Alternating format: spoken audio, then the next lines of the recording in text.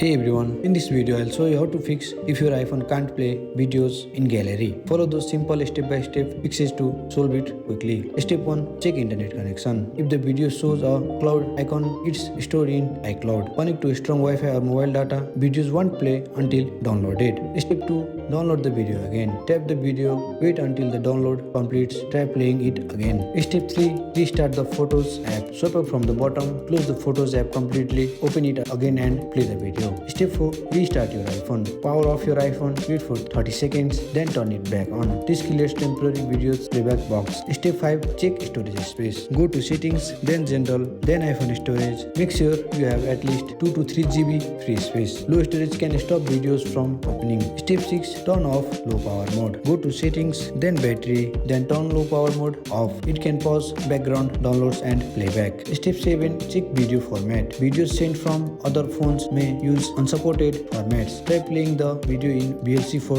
mobile. Step 8. Update iOS. Go to settings, then general, then software update. Install any available update. Updates fix Photos app and code box. And that's it. I hope you like this video. If you find this video helpful, drop a like, subscribe to our channel. See you in the next video.